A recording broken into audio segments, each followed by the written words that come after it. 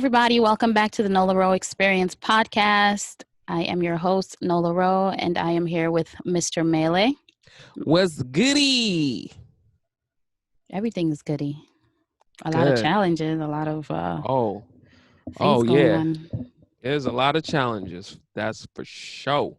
A lot of challenges. But That is for sure. when did we ever have a time with no challenges? I'll wait. When we were kids, everything was just so easy. It was so free. No worries.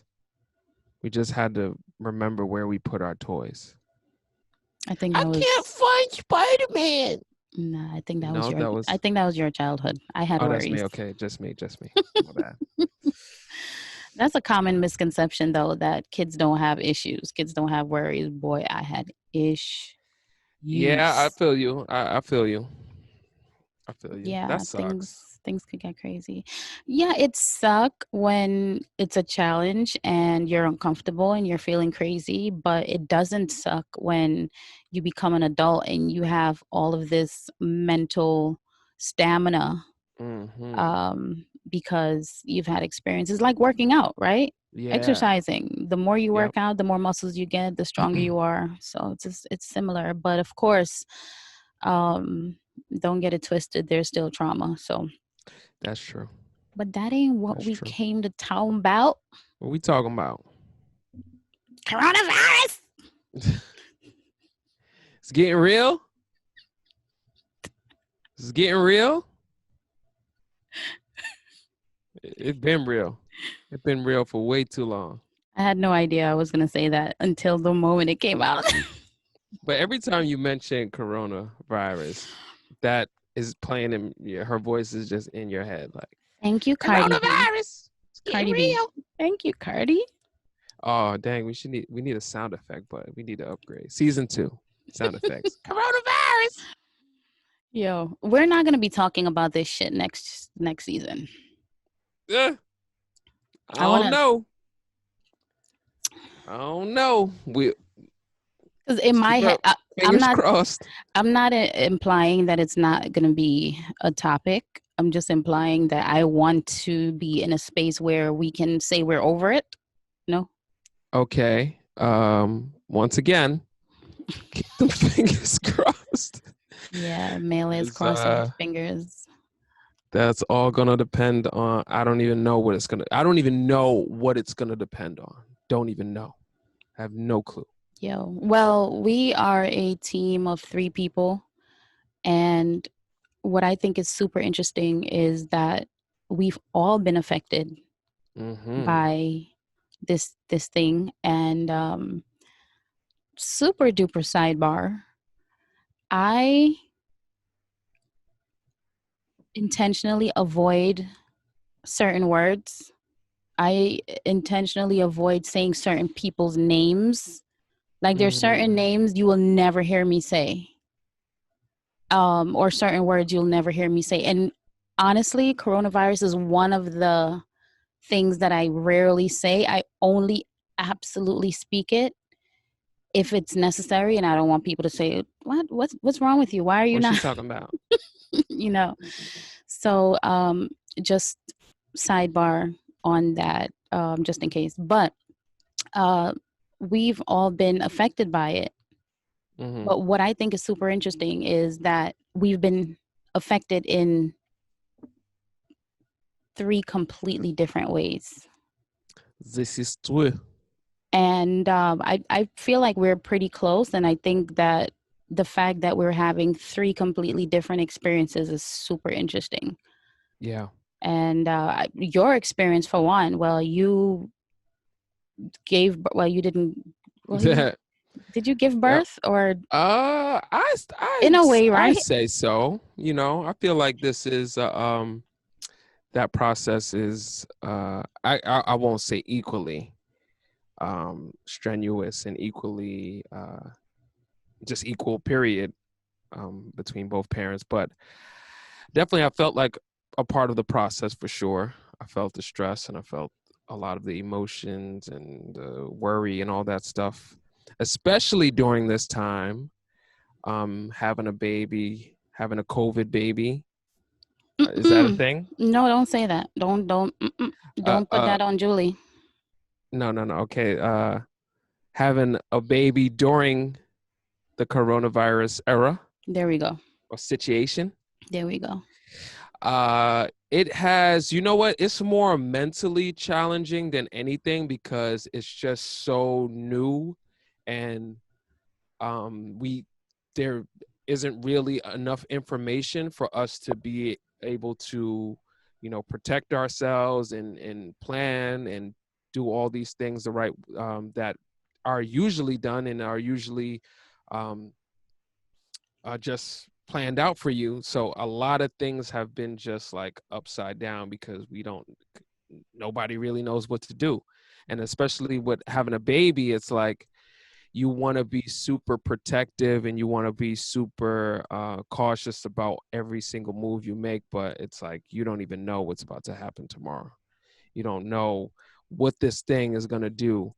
Like we were heavily concerned about her catching COVID. So she like did not leave the house. Like she didn't leave the house at all, really. I think a couple times we went for like a walk, which is they say is usually really safe. We didn't bring her around any people though. She was home for the most part, and we only just went to the doctors for the checkups.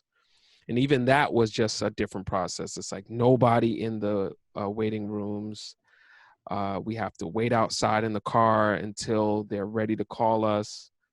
Um, uh, some of the meetings were even canceled. So it was just like a lot of things were just like super weird and I guess way different than we expected, especially this being our first baby. It was just like, dang, we feel like this is not how it's supposed to be. We felt like it should be a lot different. But the stories we've heard is nothing like what we've experienced, and that's true because what we experience has, I guess, only been experienced in what did they say in 1918 when they had the Spanish flu. But yeah, it's definitely a weird situation. Thank goodness everything worked out well. We didn't really have any issues, but another hurdle that we had to deal with is finding a place because uh, since because of COVID, people can't or people aren't able to move around as freely as they usually would. So a lot of people just stayed in their apartments even past their lease. So we had a place already set up and ready to go. And then this, I guess, whoever is staying in the place, still staying in this place, decided that they're not going to leave until this thing is over. Wow. And because of all of the uh, rules and stuff that were put up by the governor, they can't even be evicted. So Right. us in this position, we were looking for a place to go because now we have to get more space and more room. Right. So we're in the just going crazy looking for places, and we either can't view any of them. A lot of the places aren't showing. A lot of places are not even open. Everything's shut down. They're not taking any new people. And Yeah, I then you remember have that. for a long time. I Yeah. actually just assumed on my own that you found an apartment because No. it had been that long. No, still to this day, we have this apartment already set up. We, you know, filled out the whole application and everything, but we're basically on a waiting list until these people decide that well, until I guess the landlord evicts these people, then we can move in. But right now, it's still in limbo. So that was also another big thing. Going to the hospital like the day that she started getting her contractions and we knew it was go time. We didn't even get to do our, like usually they give you like an introduction. You come to the hospital weeks or months before and you get to say, okay, you're going to walk through this door, you can park here, do that. We didn't get none of that. So it was like we did Go one time because we had like a little bit of a scare, so we went to the hospital just to check things out, and thank goodness for that because we were able to get somewhat of an idea of what we were supposed to do. But we didn't like really get the full introduction and walk through and the tour through the hospital and any of that. So it was just like once again running into a situation completely blind, like, oh dang, so, all right, we go through here, and then she's like in full labor pains, and like we're trying to walk to the hospital asking questions. All right, we got to go this way and do that and do this and sign this, and then all these things I guess are usually taken care of ahead of time, but because of Listen, Mele, I COVID. was born in a house. Okay. Dang. All right. I was born in a house, maybe an hour away from, maybe an hour and a half or By hour choice? from a hospital. I have no idea, but I know it Uh, was in a house. There were no doctors. So, and look at me now. that's true. That's true. So I'm always like super, even when she was really surprised about how calm and collective I was when she started having her contractions and everything. But I'm always like that. I'm like, you know what? It's gonna work. Yeah. I don't know how. I don't know why. Well, Billions I of do know people why. have done it. Blessings. But yeah, man, this so many people have come before us, and done great things and wonderful things, and And before had my era, babies. people were squatting. Yeah, People were squatting in a Sahara. yeah. In the Sahara. In the Sahara. But yeah, man, it's definitely been a difficult process. But like I said, thank goodness everything worked out well. We didn't really have any issues. We had a lot of hurdles, a lot of hiccups. Still having hurdles and hiccups. Hmm. But we were blessed. We've been So, blessed. so what are the challenges that you're having now due to COVID? Um, as far as moving around and just doing things specifically for the baby. Only thing that I really, excuse me, I really feel like is, I guess it's not really a challenge. It's more annoying than anything. Like our families can't see, like interact with the Mm, baby like we would like, and mm, that's difficult. It's like, because even my parents, we did do like little visits with my parents and stuff, introductions. But my mom only got to hold her for a little bit. She's wearing a mask and gloves, yeah, and yeah, it's like, it's a little sucky having to not get that full yeah. The experience. village, the village Yeah, vibe, the village yeah, energy when they flock around and yep. give them. It's interesting. I'm glad you mentioned that because I did see a post on Instagram. I don't know if you posted it or I reposted it. Um, of Julie meeting someone for the first time, and Oh the yeah, person was wearing a mask. yeah, And I promise you, this was my thought process. Like, this is her first time having this experience in this realm. yeah, And she's introduced to people wearing fucking masks. yeah, Like, I saw that picture and it tugged at my core.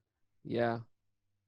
I wonder what that's gonna do for, like, do to her. Like, I don't think it will have any negative, um, effects, but I wonder like what's gonna be her thought process like, when growing up seeing people wearing masks and stuff.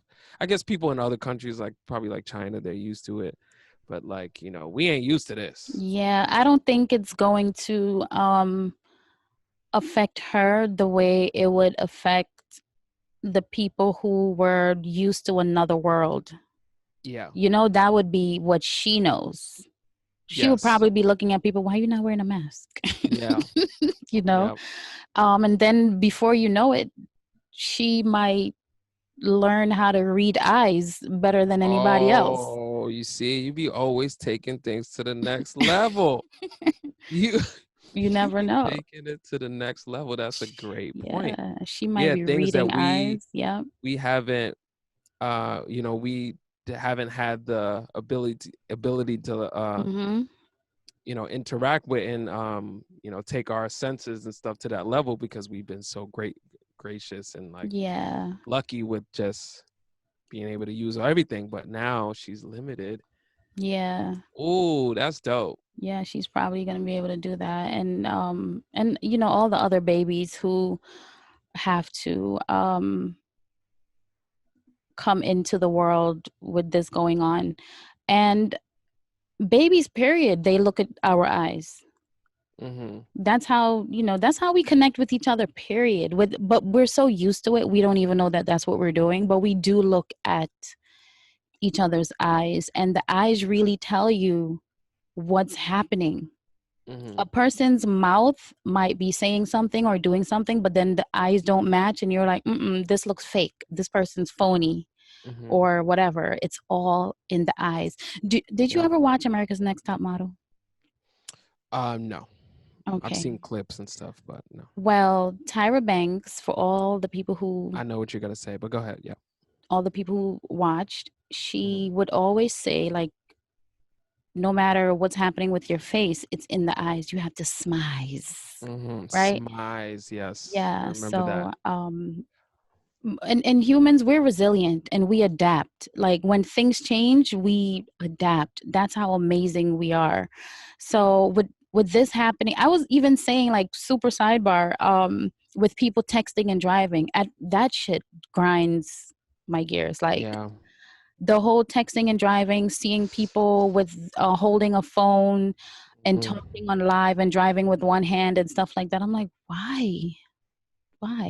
But then I Yeah. was also thinking that our brains are going to adjust somehow over time Yeah. to doing multiple things at once and being able to focus on multiple things at once, Sure. because we're not able to do that now. But yeah, Yeah, no, we all of will this evolve to from that. baby Julie being born into the masked world. So how was mom's, or how is her mom's mental health? Because I know for me, there's definitely been a shift in my mental and my emotions due to this. So I can only imagine someone, with these hormones raging and having a new baby and, wanting things to be perfect for the little baby, but then having all of these challenges. It has to be draining. So what is her mental health like?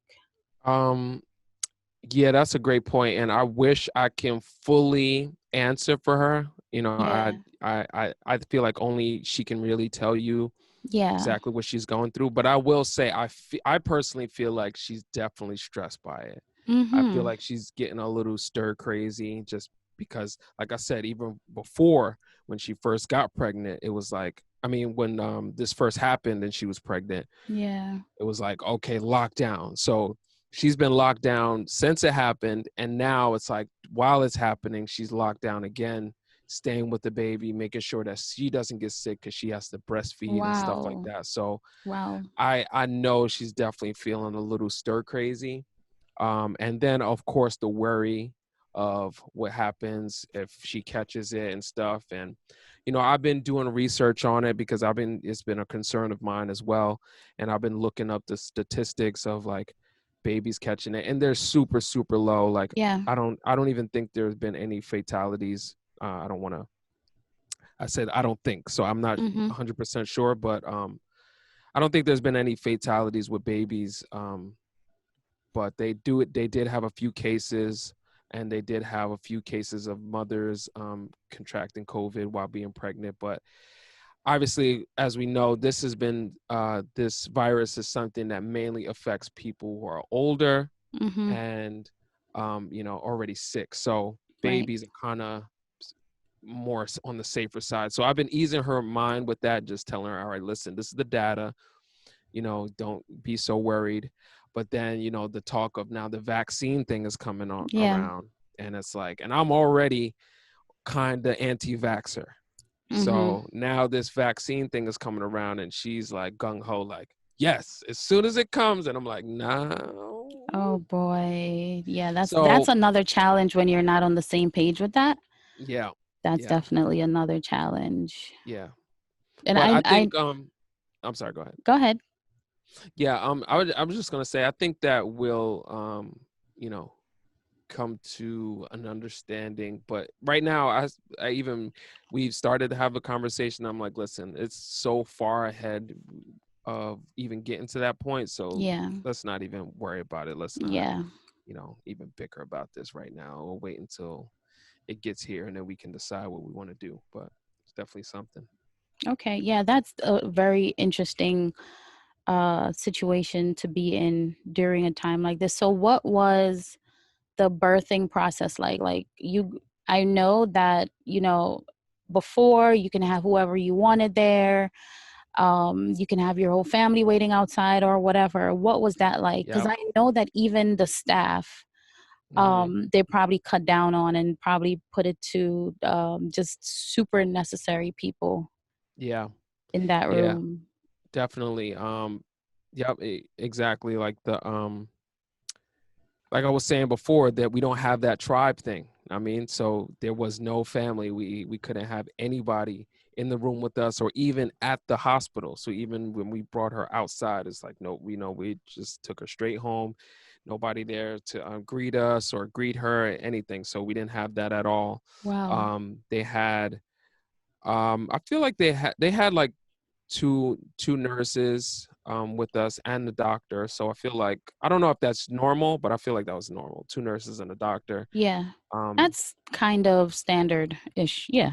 yeah, they were all wearing masks like the whole time. Yeah. Um, they tested her immediately as she got in, Mhm. and she got her results like within the hour, within a half an hour. Mhm. And they also had like a big exhaust fan in the room. Mhm. So like the exhaust, it was sucking out all the air. As soon as we Mhm. came in, the fan was on the whole time, sucking out all the air. So And as soon as bacteria she doesn't got, get a chance to hang out and call its don't get the friends. chill out here, nah, Okay. get out, everybody out.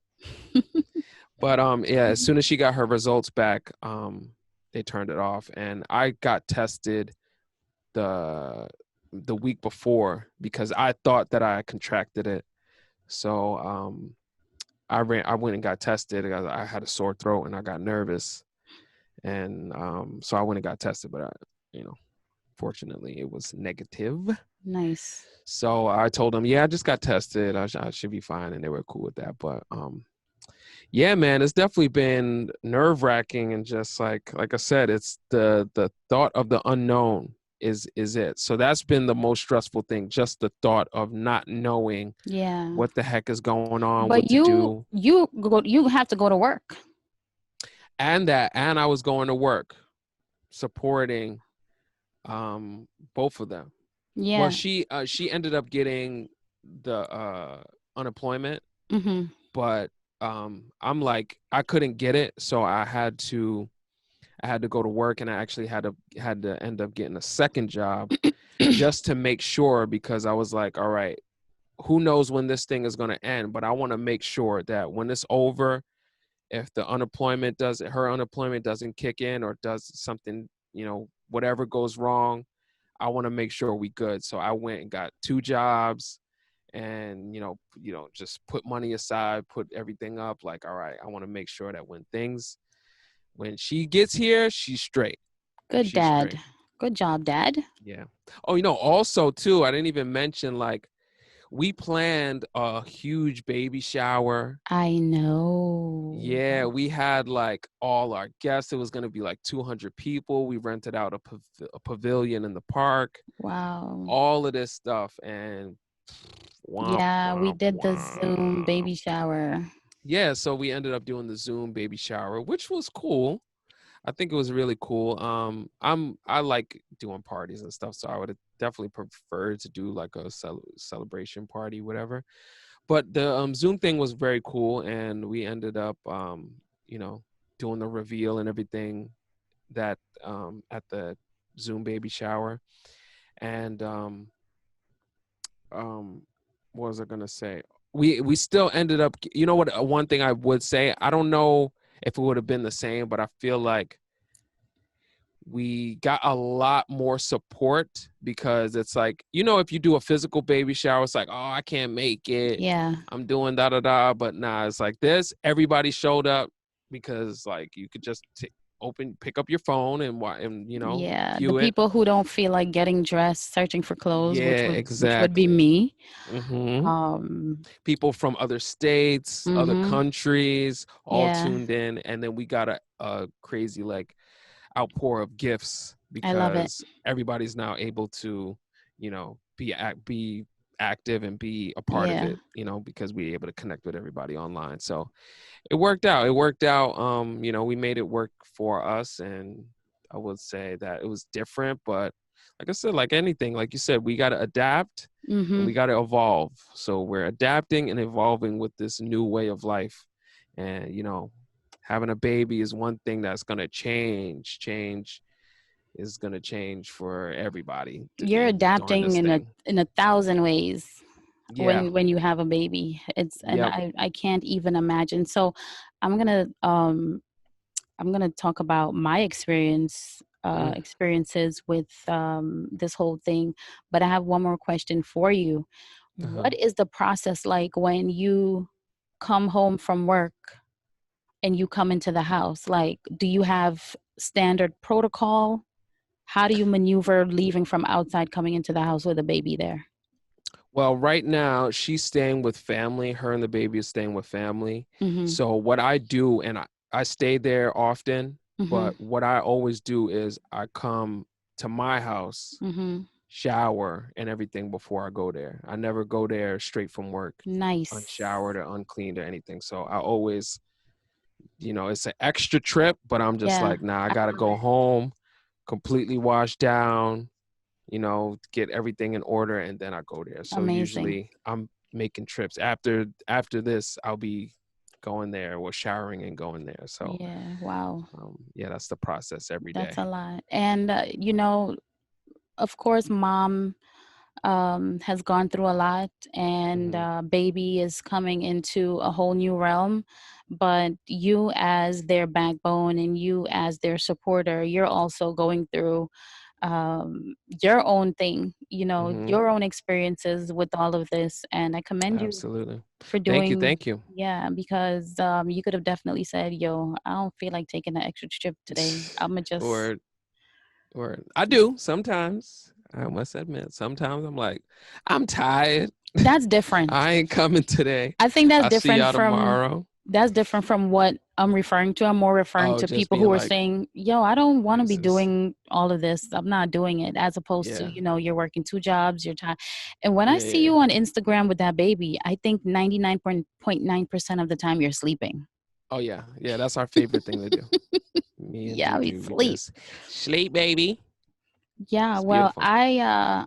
um I think my experience with COVID is kind of mysterious, Mm, because I'm not even all the way certain what went down. Well, first of really? all, my mother was in a situation where she was um, in a crowd of a bunch of people, and at that point, no one knew, what was going on. And shortly after that, the people from that gathering started getting sick, and Mm. one of the people transitioned, and it was just like super shocking in the community. What do you mean transitioned? He passed away. Oh, wow. Mm-hmm. Due to COVID. Yeah. Mm-hmm. Wow. So he was a friend of the business and a friend of the family. And then we found out that some other people from that gathering were positive. Mm. One of them passed it on to another person who passed away. Ooh. And and then, my mom had this crazy fever for so long, like really, really drawn out fever. Yeah. And she went and got tested. It was negative, Thank but goodness. we decided that, we would still be distant. Hmm. Um, she wasn't improving. She was just pretty much quarantined, locked away. And It escalated a little bit. No news. I think maybe like headaches and stuff like that, but nothing crazy. No, none of these crazy symptoms that I'm hearing other people are experiencing. And then when it escalated, I was like, Mom, you need to go get tested. So she went again, got tested, second time in a different location, negative, Mm. but still sick. Wow. So what they ended up doing is they gave her like, they tested everything that you could possibly think of. They just ran through all of these tests and they kept her for a long time and just kept testing this. And of course they did the basic physical, they did um, blood work, they ran cultures, a whole lot of different things, and they can't explain what was happening to her. The Wow. doctor's like, we don't know why you have a fever. We And a find fever at nothing. that. Yeah, Yeah. Wow. we don't know what's happening to you. Um, so then her birthday comes up, and I decided that this woman has been locked away maybe 2 weeks or so, um, probably 3 weeks, and it's about to be a month, and it's her birthday. I'm gonna cook her a feast. We had another person celebrating their birthday as well. And mind you, this is still in the very beginning, right? Um, so I said, Mom, you have to come out and have a different experience, because I feel like being in that space where you're by yourself, isolated for so long, that doesn't help you heal either. You Mm. absolutely have to get out, right? Yep. So she agreed. Um, And I think that when she saw the food and the brightness of the kitchen and just the decor and the music, I think she automatically started feeling better, like instantly Mm. started feeling Yeah. better, because a Yep. lot of it is mental too, right? Like the stress Absolutely. and the worrying will take you down as well. Yeah, when I went and got tested, the doctor, she gave me a list of things to do. She was like, listen, I want you to drink tea. I want you to put these things in on water, lemon and some other stuff in water, and breathe in the steam. And then she was like, the third thing I want you to do is sit down and watch the funniest movie you can find. She said, the way that you beat this thing is good humor in high spirits. She's Mental. like, that's the way we beat this thing. And I was like, oh, you're so cool. Yeah, I completely agree. So she started feeling better. And that was the first time that I was really in contact with her. We sat on the couch. Um, I think we might have watched a movie, and then that was it. And I woke up the next day and I was sick. Oh yeah, I remember this. Yeah, I remember. I remember. Passed it But to you. I the only thing that happened was, for me, was a fever. So I started feeling weird.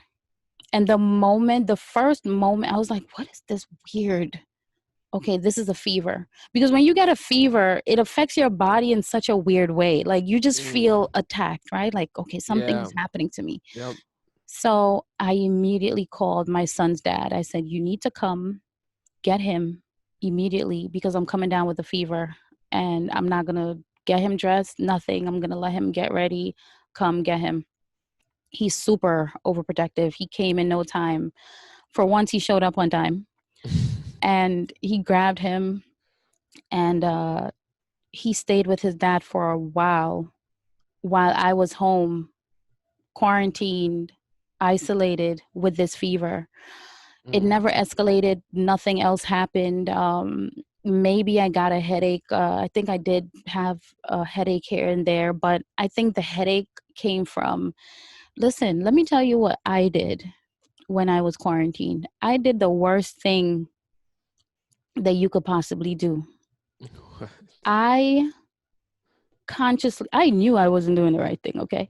I binge watched Ozark.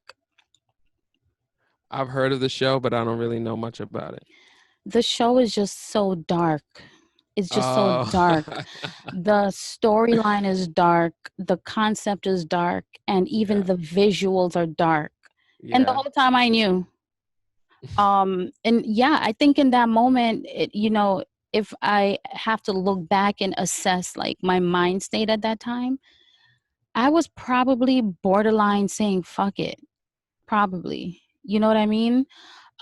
Being locked in that room, it wasn't that long. It was probably 5 days or so.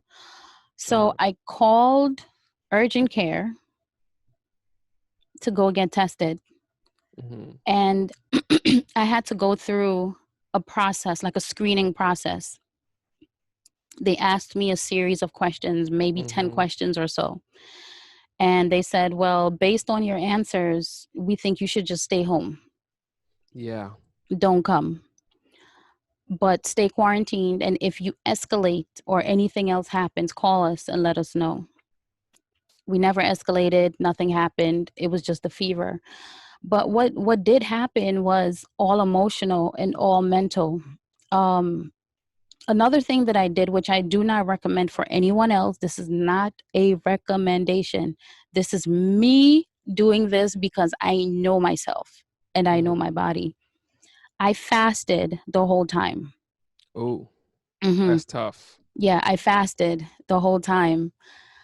So I guess my brain was going through dealing with borderline sabotage by binge watching this fucking dark ass show, right? Uh-huh.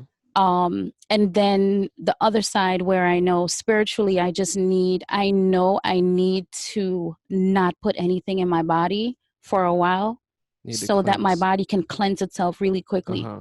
So for 72 hours I went through this cleansing process, and my cleansing process was, I'm drinking tea, Hmm. I'm drinking hella water, and also racking up on my vitamin C and my echinacea and stuff for my throat, like a whole bunch of different. I was going through a whole lot of herbs. Listen, but I wasn't eating any food. Once again, I'm not recommending that anybody do a damn fast. That was just me because I know what I need to do. Yeah, you got to know yourself. Yeah, so I went through the fast, and in 72 hours the fever started to go down. But then by day 5 it spiked again. So by day 5 I'm like, okay, I need to get out of this house. I need to. So I get dressed and I'm like, let me go for a walk. Have my mask on. I'm going for a walk in my neighborhood. If you see like 4 people walking, that's a lot of people outside. You don't see Wow. people Yeah. like that. Hmm. So I already knew that I wouldn't really be exposed to anyone, or I wouldn't be exposing myself to anyone, just in case, I had, I was positive. So as I'm walking down the street, my phone rings and I'm hearing that someone I know is in ICU. Someone who is probably early 30s, big, strong guy. And in that moment, I think I lost it. So now Mm. I'm walking around my neighborhood, maybe 45 minutes walking and just crying and just bawling like a baby, because in that moment it dawned on me that, okay, I think there's a part of me that, needs a certain level of control so I can feel safe. But then it just feels like I don't know what to do. If I touch a doorknob, that's registered in my head. I know I touch a doorknob. I know I need to know what to do. Yeah. Do I Yeah. go back and disinfect it? When I come in the house, I leave my shoes at a certain spot. My jacket stays right there immediately. I have to be aware of everything that I touch. If I go into a store, I don't touch the door. Maybe I use my back to push the door open and enter the Hmm. store. Now I'm aware that my back had contact with something. So when I get Oh into the wow. Yeah. yo, so when I get You into was the getting car, neurotic with it. yo, this is what I'm telling you. So when I get into the car, I know that my back is touching the Don't fucking put your back car on the seat. seat. No, I put my back on the seat, but I know that when I come home, I have to go back out and wipe it down. Wow. Yeah, you got neurotic with it. Yeah.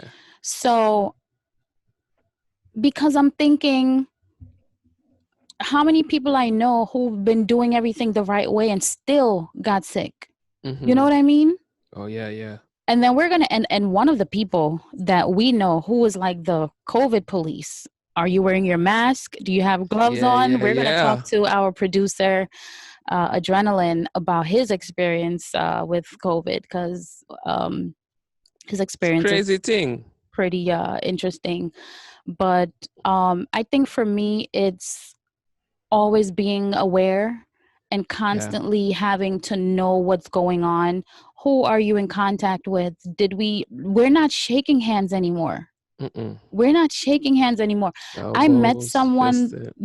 I met someone last week to do a business transaction for the restaurant, and it was so sad because when we met in the parking lot. Of course, we were both wearing masks, and when we approached each other, it's like we had this unspoken thing amongst each other. Like, we know that normally we would shake hands. Yeah. You know, you had that kind Yeah. of like you're That about to do it. awkward. Yeah, Yeah. yeah, yeah. It's like you're about to shake hands, but then you pull back and you hesitate. And it just made me so sad. And I'm I like, know. fuck. And listen, you think I'm neurotic. You need to talk to my bestie.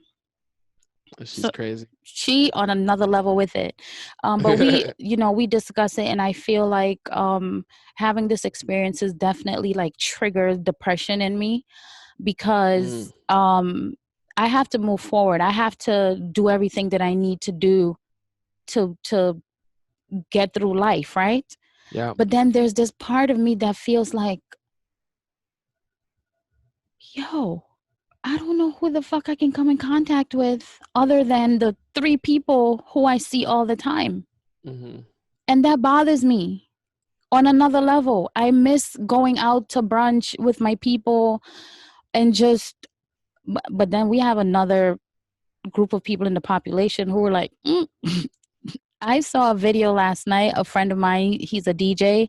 He had this big barbecue, Yeah. this big party, and it was like 150 people. Yeah. Maybe no. I'm downplaying it because Downplaying it. I'm not good with measurements and gauging population and capacity and stuff like that.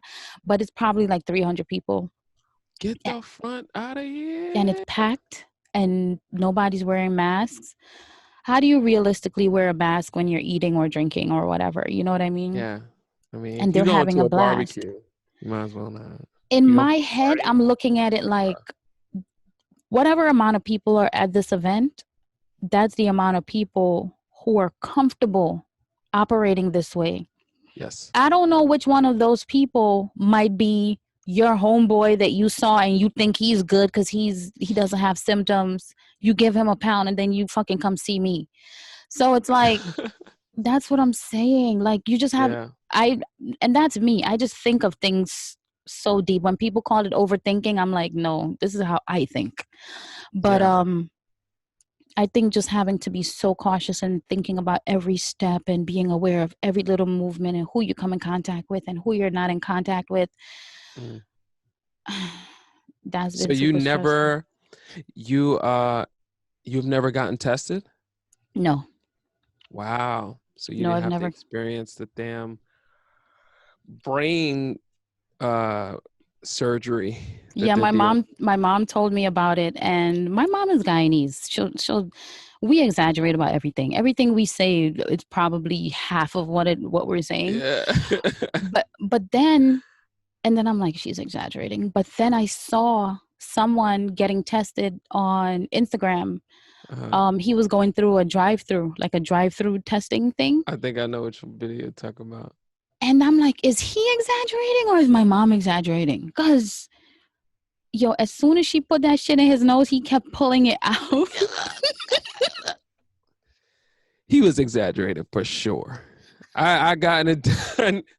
I gotten it done. Well, I have a high pain tolerance and Mm. not nothing really bothers me. So but it did bother me. But I obviously not that to that extent. But yeah, I guess for it to even bother me, it is a little bit of a whoa. This is because it's once again something completely different. I have never felt anything that far back in my nose or Like, is whatever. that even a place? Where are you It's right like now? It's then another then you realm. pull out the thing and you're like, this. For as far as I know, my nose stopped right here. They But probably no, this stabbing your thing first is eye. going all the way back. It's basically like it feels like it's touching your tonsils or something like that. It's but going through your nose. Wow. So and they have to swirl it around, and I'm like, oh. So yeah, it definitely felt a little weird. I teared up, but Did it so feel well? You said you have a high tolerance for pain. So I'm not even going to ask you if it felt weird or if it was really bad because no, it felt weird. It felt super weird. It didn't hurt, but it felt super weird. Like I can understand why people are like going crazy over it yeah, yeah, because it's like I said, something that you've probably never felt in your life. It's just a yeah. weird No, feeling. That's nobody's something touching nothing touches. your epiglottis. Yeah, that's something that you've never had any sensation back there, and now Yeah, it's like for the first time you're getting a dang Q-tip. guys, don't come for Definitely me weird. for naming body parts in the wrong locations, please.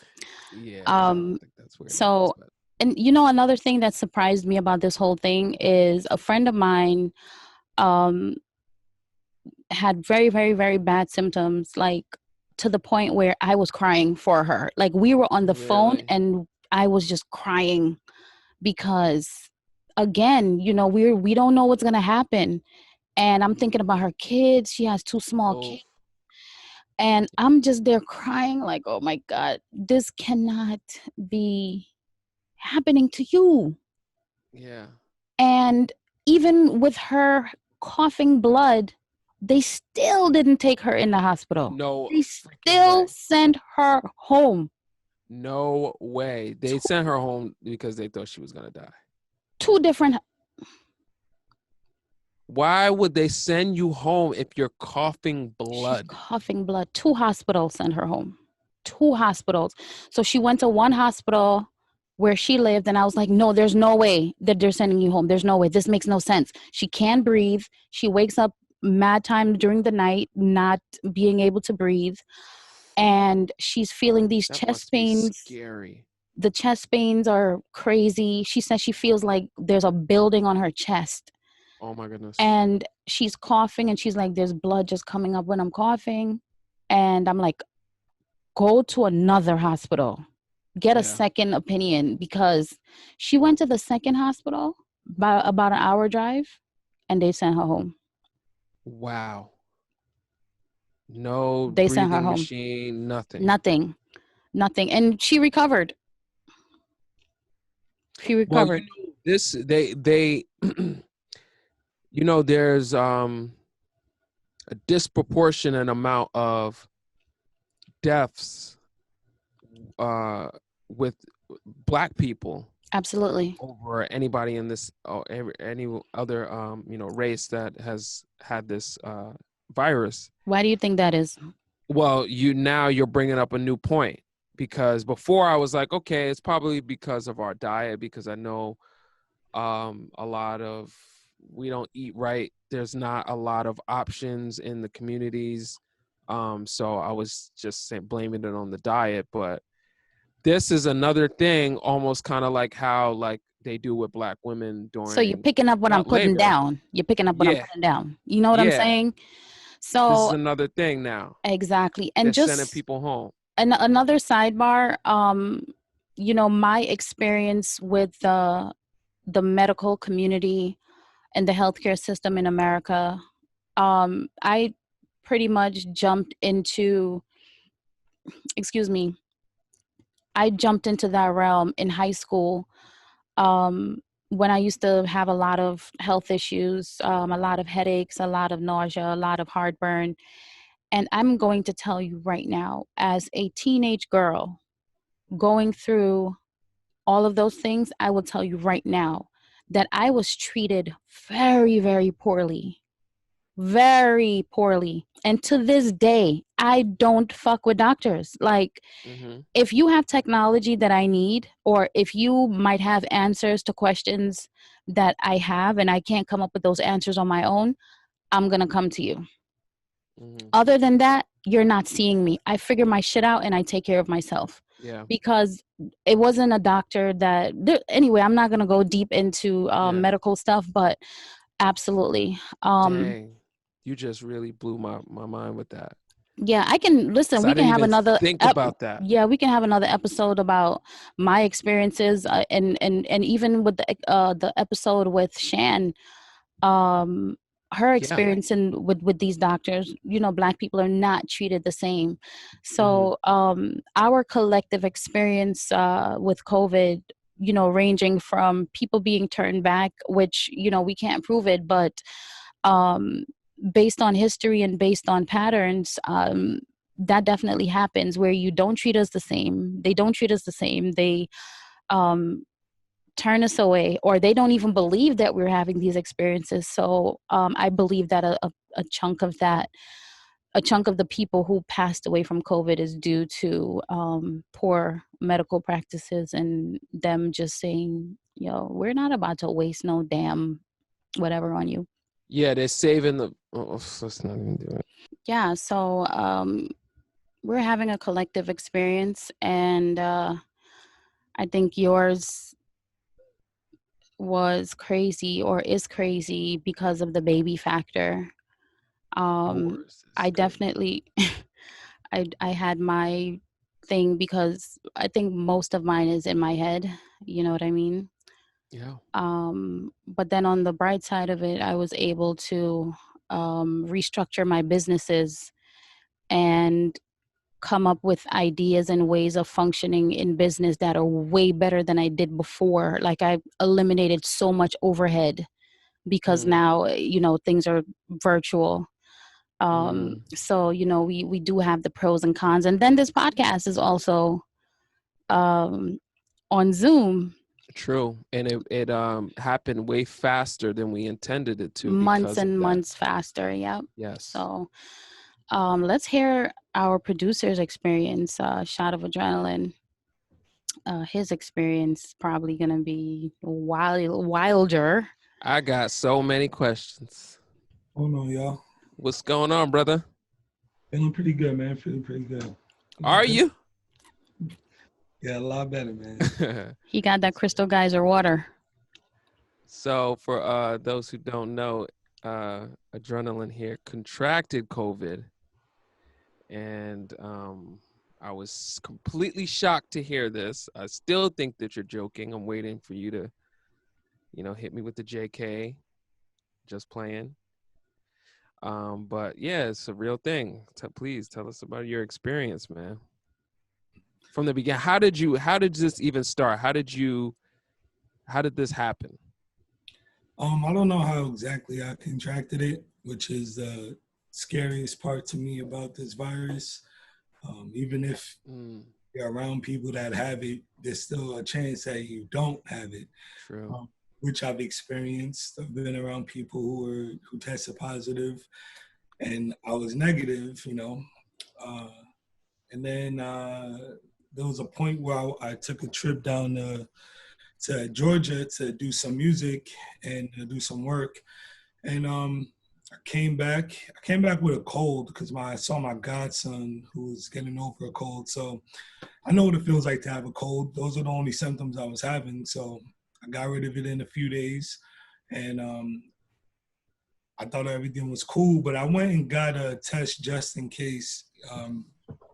Because the day that I flew back to New York, I had heard that Georgia was on the hotbed list. Mm, So I got over my cold in like 2-3 days. And then I went in that time, went and got a test, came back positive. So I was curious because I was only in Georgia for about 2 or 3 days. So I was curious as to like, yo, how did I get this? yeah. The nurses at the urgent care I went to were telling me, look, it can be in your system for up to 2 weeks before you even test positive. Mm, So you could have gotten it when you were down there, or you could have had it from when you were in New York. and Wow. that's why I was more frazzled by it, because if I was walking around with it in New York, I didn't know. I would have never Yeah. known. So, Wow. it's almost like as soon as my cold was out of my system, all of the COVID stuff just started hitting me, so Wow. back to back. Um, I guess, for lack of a better term, attack on my body. And I was going through it, for about a week straight. I had some really bad chills. I lost all of my taste. I lost all of my, Wow. I lost my sense of smell.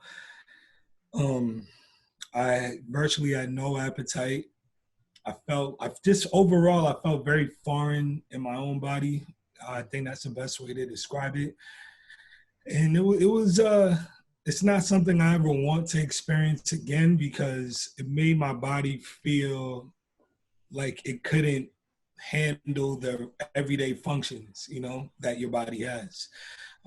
Your strength, or at least my strength, it felt like it was gone. I would try to do push-ups. I'll go in my Whoa. backyard, weights, just to try to get myself back. But maybe after a couple reps, I would feel like a baby, like I couldn't pick anything up.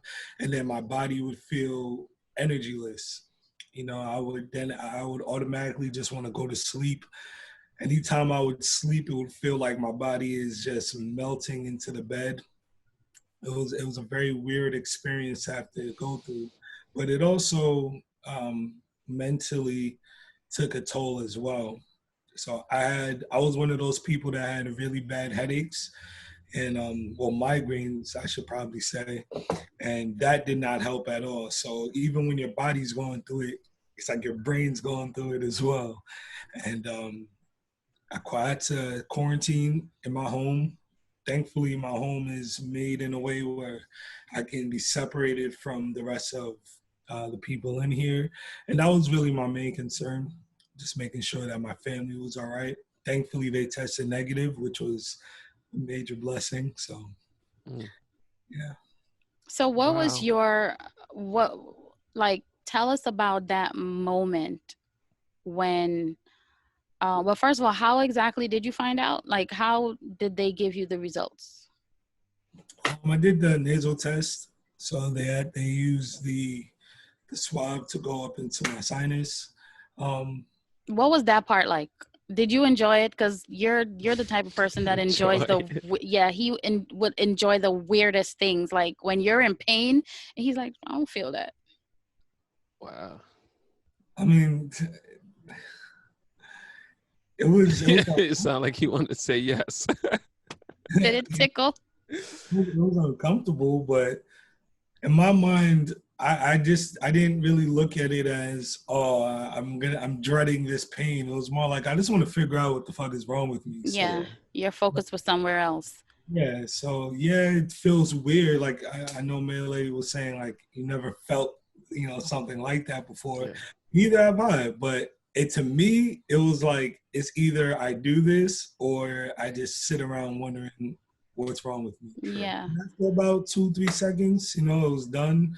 The nurse I had, she was very nice about it. So she was gentle. She let me know, like, yo, this is gonna be a little uncomfortable, but just bear Yeah. with me. So they did both nostrils, and Oh. it gave me like the shakes, Yep. like, You get that like little. Ugh. yeah, Heebie-jeebies. Yeah. But it was cool. How long did it take before you got your results? For me, it took about 48 hours. Okay, and Oh wow, that was quick. what was that moment like the moment when you heard that you were positive? I was actually in Best Buy buying Oh. something, and then I got a call I don't answer unknown numbers, but I knew that they told me, look, if we give you a call, that means it's positive. If we get an email, then you're good. So I saw Wow. the number, I'm like, fuck it, let me just answer. And they told me it was my test came back positive, and my body didn't feel. You have to give us a little bit more details. Like, how did they say it? Did they say, "Hey"? I'm about to. Okay, because I'm here for it. yeah, my body didn't feel like a drop. It didn't feel like the world was caving in. To me, it was just like, all right, so what do I have to do? That was my first question after they said it. And when we got on the phone, I guess they tried to do a good job at not letting their tone give away, what they're about to say. But they were nice about it. They were like, hey, so such and such, we got your results back in, and it did come back positive. I was like, all right, so what should I do moving forward? Because to me, I just felt like, let me go make my purchase and get the fuck out of here. So I'm not like around a bunch of people. So I sat in my car for about maybe 45 minutes, and they were running down everything. The good thing about the health department representative that I had is that she broke down every single step of what to do as far as she knew, and she did a good job at letting me know, like, hey, I don't have all the answers. We don't have all the answers, but based on what we have and what we've been able to, you know, I guess, study data-wise and collect data-wise, this is what your best bet is. So she told me, look, stay home, quarantine, drink a whole lot of water, tea, um, uh, humidify, because that helps get the mucus off your lungs. Mm-hmm. So we really went through a whole list of things. I had a lot of questions. And from there, I just let my family know, like, hey, shit hit the fan, we gotta Wow. it up.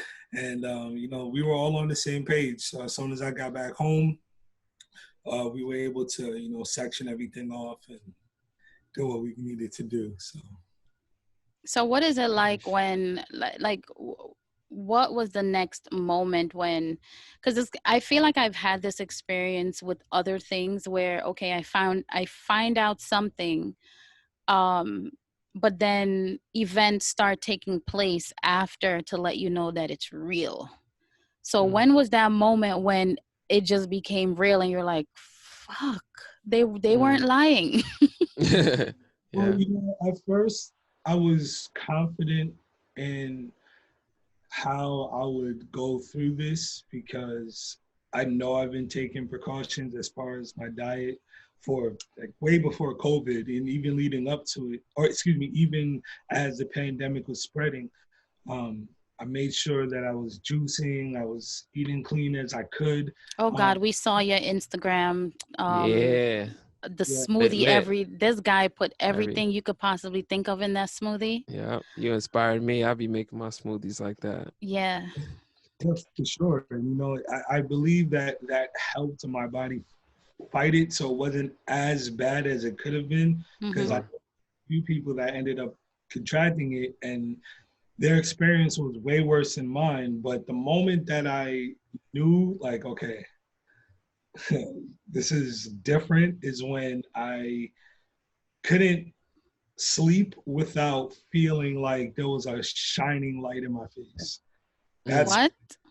yeah, like That's when different. the lights are out, I'm in my bed, and it just feels like there's this beaming spotlight just on your eyes, and your eyes can't close. That's when I knew that my body is now entering the twilight zone. Whoa. Wow. That's I've never heard of definitely that different. shit. Yeah. And that's the thing about this, right? Like you hear so many different symptoms Yeah. and you're like, you don't know. Yeah. You Am don't I know. having something else or is it that? So, It was the day that started, like the day after I got my results, and Wow. that's why I say I got over the cold, and then right after all these symptoms came in, I had a lot of symptoms that I just didn't divulge uh, publicly, but it was the headaches or the migraines were probably one of the worst parts, because once you lose your appetite and then you lose your sense of taste and smell, your Mm. mind, like Whoa. you don't remember how much your mind enjoys food, or enjoys Wow.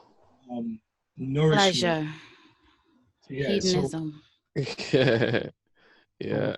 when you're lacking all that, you tend to forget that eating is something you're supposed to do, you know, Uh-huh. because you have no urge for it. And then when you Wow. do eat, you're bringing everything back up. So nothing is staying inside you. So it's Wow. all you can really do is have water. But then for me, there'll be times where I'll drink a certain amount of water and then I would feel nauseous. So I would Mm. just like throwing up the water, you know, Wow. whatever else was in me. So I would just be dry. I would be just, Dehydrated. yeah, Mm. yeah, I guess dehydrated is the Yeah, word. that is what it is exactly, precisely, actually, once you're vomiting, and that's why coconut water is so important. I don't promote things like sports drinks. I'm Well, not going to call any names, but those electrolytes.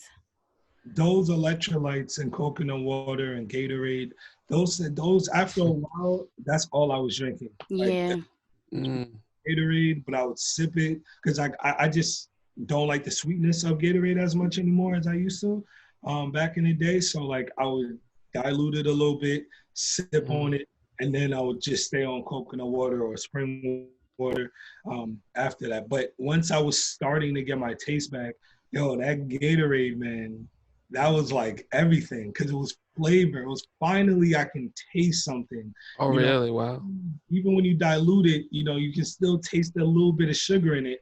And I think Mm. that kind of motivated me to want to think mental or to mentally want to get back to food and forcing myself to, okay, eat this, breathe, you know, eat it slowly so your body can deal with it, you know.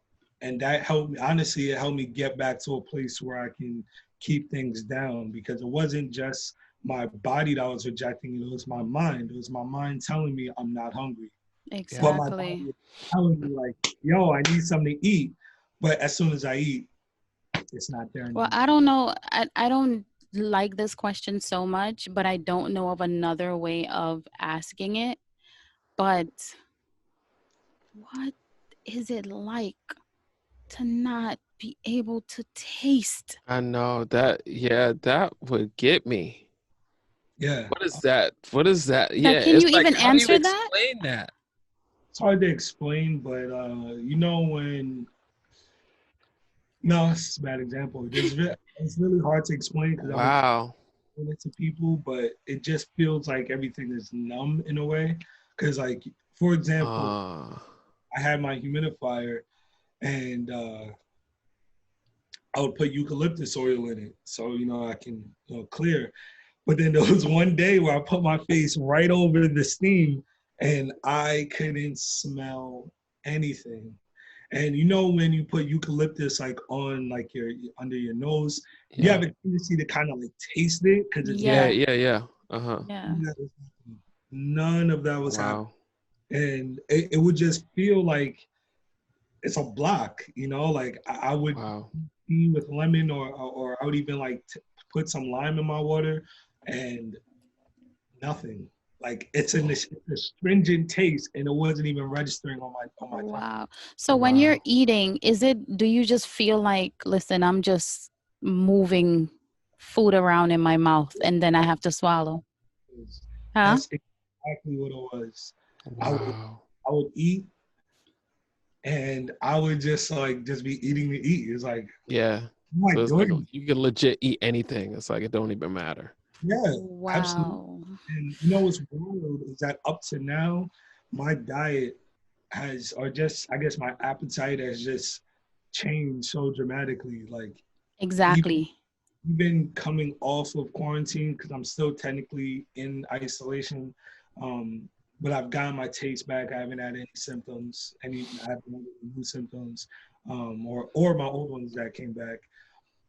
I've just I think I've just developed a taste for Greek salad because that's all I was eating as I was getting my taste back and building my appetite because I knew salad was something that was light enough, you know, that can still give me, you know, my nutrients or whatever.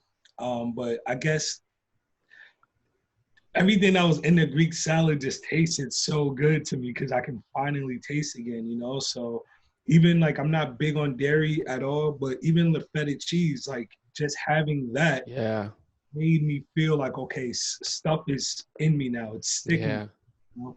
Wow. So up to now, I think I eat maybe 2 of those a day. Thankfully, there's a Greek restaurant not too far from, like really close to my house. So I think they know me by name now. They know my order. Medium Greek salad with pita bread. You know, sauce on the side. So So what do you think was like your worst symptom? my worst symptom was having no energy with a migraine at the same time. And Because you're an energy guy, adrenaline, like that's your whole brand. Yeesh. that I remember one day there was a moment where all day it felt like that shining light was in my face, and in the midst of that, I was very weak. I really couldn't move around. Like it almost feels like when you overwork out. You know, Oh yeah. And every your muscles are just done. my entire body from head to feet. Like I would kind of roll out of bed and just have to like shuffle my way to the bathroom or shuffle my way to my desk. And in that, I would have the chills. So I'm Wow. in a blanket, but I'm still cold, but then I am just drenched in sweat. My bed sheets would just be filled with sweat. My pillowcase filled with sweat. And there'll be days of just that consistently.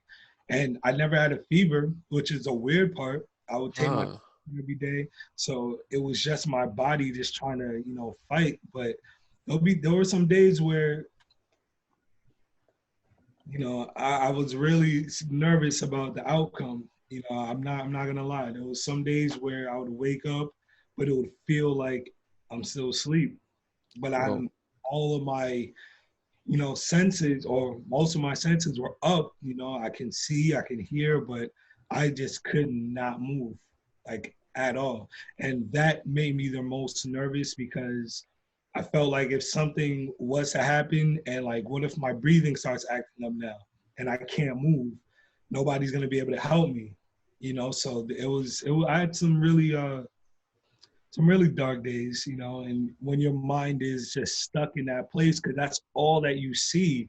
You try to listen to some music to boost your spirits, but none of that shit works. Like, I'm gonna be honest, like there's certain times of experiencing this virus where that positive shit doesn't really way. Yeah. But I try to keep, just my mind activated. So I don't know about you, Nola, but I was cool just binging. I was watching Peaky Blinders. Which I was so happy to finally be able to finish. I was watching a whole bunch of movies, and for me, that it excited me. It kept my mind somewhere else other than the pain. I think you're just happy. I think you're just happy that you got into a space where you can now do your favorite thing, because we all know that you're a movie guy. So Yeah, but it served a different purpose because it right. really made me forget about the pain. Like it made me not feel that my legs are like spaghetti right now and Yeah. my pounding. So I would even like sit as far away from the TV, because just so like the brightness wouldn't hurt. But then when Wow. I went on the settings, the brightness wasn't high at all. Whoa. Everything was just intensified. So even when I would put down the settings, like for the brightness, it didn't help. Like Sheesh. it was terrible. So there'll be days. So to answer your question fully, yeah, I can't say there was one symptom that was worse, because for me, a lot of my symptoms were simultaneous. Like I would feel everything on top of each other. So it would feel like this is just one big just stew of pain. Wow. Do you think that and I'm asking you this question from a place where I kind of embrace. I don't want to use, I was about to say enjoy. I don't want to say enjoy. It's not enjoyable. I embrace going through certain things. And I have literally been in the middle of storms or in the middle of things that felt like they were breaking me. But in the middle of it, I'm like, yo, I'm actually fucking doing this. Like, Wow. Yeah. I'm actually, this is an experience. Like, I'm about to, I know, I always feel I'm gonna come out of things. There's never a time when I feel like I'm not gonna make it, right? Huh? So I'm always thinking I'm gonna come out of this with that under my belt. Wow. Wow. Yeah. Did you have that where you're like, yo, I'm beating COVID? Like, I experienced that. I can tell that story. Yeah. I did feel it, and I was pretty excited to get to a space mentally where I knew that I was competing. You know, like I wasn't just letting this thing ravage my body, but at the same time, it was something completely new to me. My body has never went through these things. So as happy as I was that I was fighting it and I was beating it, it was also something that I truly wish never affected me. Yeah. Because I don't ever want to go through this again, you know? I feel you. Like I don't wish it on anybody, especially because it can affect people differently. But Yeah. it wasn't until my taste came back and my smell came back, which was for about a week, that's when I started to really believe the thoughts of, yeah, I'm gonna be okay. Yeah, I'm gonna be good. Because even when I was going through it, like I don't have a defeatist attitude, but I'm a realist. And there was a point where I was like, things feel a little bit too real. Mm-hmm. Yeah. I had to kind of shift my thinking into, okay, if things do go left, what's like my game plan, you know? And I was stuck. I was more in that mentality than, yeah, I'm gonna beat this, you know, because I had to make sure, like, if things went wrong, you know, I would at least have a chance to survive this thing. But Because they could, and for a lot of people, they are, and they're. I think one of the reasons why I walk down the street crying is because, well, actually, it was the reason why I cried so much. I had never in life experienced knowing so many people who died at the same time. Mm-hmm. It's not something that you think is going to ever happen. We know that everybody is going to transition, right? We know Yeah. that. But then having so many at once, and I I'm actually one of those people that people feel like people dump their things on me all the time, right? Not in a negative way, but I'm a resource for people who just want to talk. And a lot of times when people are going through things, even when we don't talk at all, ever, I have people who we're not friends, we don't talk, and they come to me and they're like, I think like you're the only person that I could talk to about this. And I've Wow. gotten so many messages about, there was a moment when I did not go on social media at all and I wasn't looking at my phone because every single day my dad died, my mom, my grandmother, my grandfather, my cousin, Yeah. every single, I know of a family where the whole house was wiped out, you know what Oh. I mean, in New Jersey. And I think walking around that day is really me processing having, to me, so much trauma happen at once. But Adrenaline mentioned darkness, and I kind of want to touch on that part really quickly before we go. Now, I had a very unique experience that um, is definitely not going to resonate with a lot of people because it's just not something that we're taught, is not something that we speak about or something that we usually experience. But this is something that I learned in therapy, and my therapist taught me a way of taking experiences and putting them into compartments.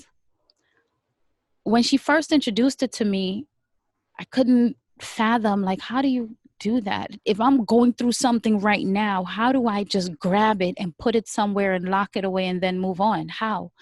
Well, first of all, we do it all the time without consciously understanding that that's what we do. Like, for instance, let's say you're having an argument with your mate, right? And then maybe someone walks into the room or into the house who you don't want knowing your business, and you don't want them to know you guys are having trouble. You automatically snap back into a different mode to not, let people know that you guys are going through whatever. And when you think about it, we do it all the time, right? So you took that issue that you were having, you placed it somewhere temporarily, and you switched into another mode so you could, I guess, not let people know what's happening. So we were going through these steps of when certain things from my past would come up, how do I deal with them when I really need to focus on what I need to do today? Because sometimes your past shows up and it disrupts what you need to do. There have been so many times where I have things to do and I'm like, I'm not going to do it today because I'm dealing with my 7-year-old self, right? So we came up with this thing where you take your trauma, the issue, the challenge, whatever it is, you somehow take it and you put it somewhere, you lock it away. She has her way that she does it, because I even asked her, I'm like, how are you able to talk to all of these people with their trauma and then take all of that in and then still move forward in your life? And because I know it's difficult for me to take on that much energy. So she said, this is what I do. So she taught me how to do this. And my process, which a lot of people have different processes. Shout out to all of the people who have learned this technique, and you're with me and you know what to do. You take whatever the issue is, and my issues, I take them, I go into the attic. This is all happening in my head, right? Oh, I was about to say. This is all mental. I go into the attic. This is all visualization. Go into the attic. I place it into a chest and I lock it and I leave it there and I move on to go do what I need to do. Now, I'm not just putting my issues somewhere and intentionally ignoring them and still having to move forward in life, because guess what? It's still there in the attic, right? In the mental attic. So we've been doing that, and then I had to create a safe space. If I'm ever somewhere else and I'm having these issues and I need to go to my safe space, it's my bedroom, because I created a bedroom that's just paradise to me. There's no TV. I have no electronics. I have nothing that works with Wi-Fi or nothing that pulls signals in from from outside. The only things that work with electricity is my alarm clock that simulates the sun, my diffuser, which is like a humidifier, and my pink salt lamp. So, and then I have my bed and my altar and a whole lot of pillows and plants and whatnot. So this is my safe space. So if I'm ever in a situation where it's so dark and I need to get out of that so I can focus on what I need to do in life, I visualize that safe place, and it's always me in my bed, just feeling the sheets and remembering what it feels like when you first shave your legs. You guys are not going to know about this. When you first shave your legs and the sheets are clean and you're rolling around in the bed, it feels so soft and comforting. That's my safe place. And all of this is happening mentally. It might sound crazy to some people, but we do it anyway. Where you're having an issue with somebody, you're like, fuck that, I'm gonna go smoke. Or fuck that, I'm gonna go to the bar and drink. Or I'm not dealing with this, I'm gonna go have sex with mad people. We do it anyway. But doing this in a healthy way is what I had to learn. So I'm in the bed with this fever, and even though I'm soaking up Ozark, right? I feel like Ozark was my way of focusing on other people's issues, even though they're fictional, rather than thinking about being stuck with what's happening in my head. And I had a night where I don't know what was in that room with me. I don't know what that energy was, but it was so freaking dark that I just felt tormented. I don't know if it was just an accumulation of everything just landing on me at once, but being in that bed, just feeling depressed, feeling super isolated, not understanding what was happening in my body, and then feeling really bummed about all of my plans for 2020 that got canceled. Like, do you know how many things I was about to do? And 100% of them got canceled. And I was just sitting there with this shit. And for some reason, I have this teddy bear that my brother gave me for Valentine's Day. I'm not even into bears and shit, right? But I took this teddy bear, and I don't remember the process of how I got there, but this teddy bear became my safe thing. So when you see a kid who can't leave their house with without a blankie, you know there's those kids that have that one item that no matter what, if you leave without it, it's all hell that's going to break loose. Somehow that bear became that for me. And to this day, if anybody tries to disrespect that bear, I feel it in my core because I gave him a name and everything. I'm not going to tell you his name. It's none of your business. But that's one of the techniques that I had to create to feel safe and to pull myself out of that darkness. And I swear to you, at night when I was alone dealing with all of this turmoil and I needed a space to go, if I saw that bear and I grabbed it and I held it and I said the name, immediately felt better. Beautiful. Yeah. It's dope.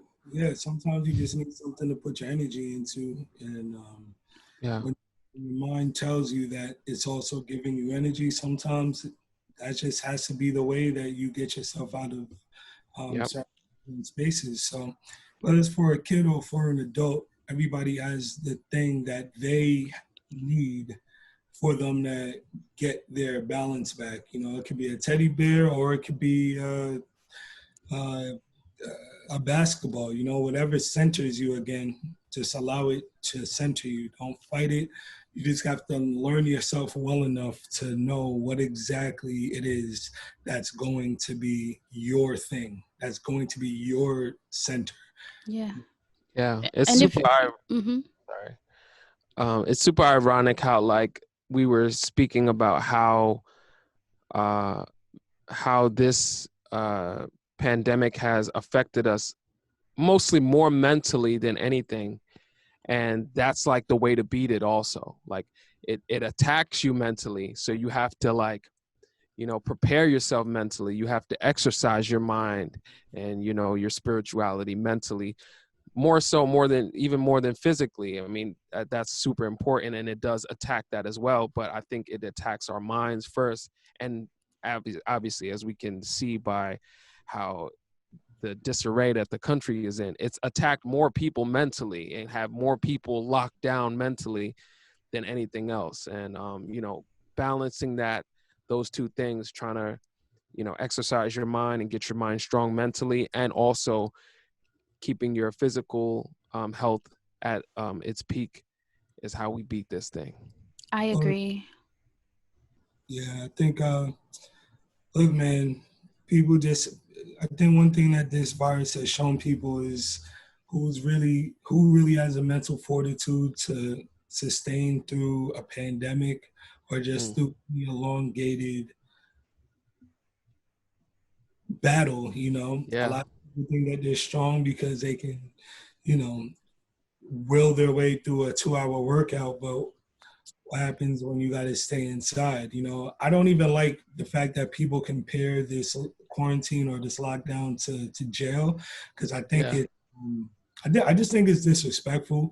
Absolutely. You know, disrespectful to yourself to feel like you're in a space where you have, or just disrespectful in the sense of, yo, you have your freedom. You have to, if you have your home, if you're in your home and you're lucky enough to have a backyard, or you can even just open up a window and get some fresh air or walk around your space, yo, don't compare that to being in bondage. You know, like it's not. It's not the same. Mental part comes in because there's people who are incarcerated that have trained their mind to deal with that situation where they can be okay until they come home. So don't, don't put yourself in that mindset where Yeah. it's like I'm in a cell or I'm being restricted. Like, no, you're being restricted because it's better for your health. Because if, like, I don't know how I got this. I could have got this a block away from my house and just Yeah. didn't know. Yeah. Like that's why I don't. That's why I think during my entire the process of getting it out my system, yeah, I had a lot of dark days, which I think is natural, especially when your body is being attacked by something that, It's super yo, I foreign. don't know how to fight this other than Yeah. drinking water and sleeping, but it's knocking me around. You still have to tell yourself that, okay, it's gonna be all right. I'm still breathing. I'm still here, Yeah. because people aren't. So for as long as you have that inside of you, maintain it. Yeah. I This agree. thing is about, I mean, I don't want to disrespect the dead, but this is really showing us survival of the fittest. Like, this is really taking it back to, like, even prehistoric times, where it's like you need the basics. All the bull crap doesn't matter. There's no sports. There's no concerts. The There's no, luxuries, the yeah, the luxuries. Exactly. The luxuries don't matter. This is down to basics. This is down to humanity. And like I said, survival of the fittest. We're all homeschooling. We're all, a lot of us are working from home. And it also reveals that we can survive. And it also reveals that, there have been systems set up around us, to keep things a certain way. And now that we're forced to do things differently, we can see those systems clearly. Yeah. But I mentioned my journey with the mental health part of it, and I mentioned the tools that my therapist gave me, to get through certain things. And I'm glad that I got those tools, because like I said before, we do it anyway, where if something is too much on the brain will force you to find a way to ease it or to get away from it. And a Yeah. lot of times we choose unhealthy outlets, and that's, where the drinking comes in, and the abuse of drugs comes in, and people do a bunch of different things that end up harming them in the long run. So I think the mental health part of it is the biggest thing here. And I would definitely, uh it would it's so important for me to tell people that you cannot sit there and just roll around in whatever it is that you're going through. You have to fight this. You have to find tools to help you cope. You have to find tools to get you to the other side. Because if you just sit there in this, one, when you do get to the other side, you're not going to be okay. You're going to have to figure out how to undo a whole lot of different things. And two, the people around you are probably depending on you as well. If you're a parent and your kids need you, if you're taking care of your elders, or you have a spouse, whatever, making sure you're good is definitely the first step in making sure that the people around you are good. So if you are not aware, I think every single person was affected by COVID in a mental way, every last Sure. drop of us. And Sure. if you Sure. feel like you weren't, it's probably because you're doing that same compartmentalization technique that I mentioned, where Hmm. you quickly take pain and you stick it somewhere really quickly, and you don't even know that you're doing it, but it's there. And at some point it is going to show up and come at you. So even though I'm putting my stuff in the attic, it's still there. It's still in the Hmm. attic. It still needs to be dealt with. So I'm so grateful to be able to share that message with you. I'm grateful that Mele was able to share his experience going through this pandemic with having a new baby. I'm grateful that Adrenaline is here with us, alive and ready to jump off of a stage and make us scared that he's going to break down an arena, Yeah, um, man. after going through this. And as much as it's been it's an ongoing challenge, um, there are so many great things that are coming out of this. Being able to spend time with people that you usually don't see, being able to start businesses for the people who had the mental capacity to do that, tapping into your dreams. Anything that you were able to do in a great space because you were afforded the time, you know, acknowledge that you're blessed. This is the Nola Experience podcast. You are my experience, and I'm super excited to be your experience. Please make sure you come back. We're going to have a whole lot of other amazing episodes. And shout out to the team here for showing up and talking about this rough patch. Shout out to you guys for listening. I love you guys, and make sure you subscribe to the YouTube, log in on Instagram, hit us up on Facebook, and spread love. Peace.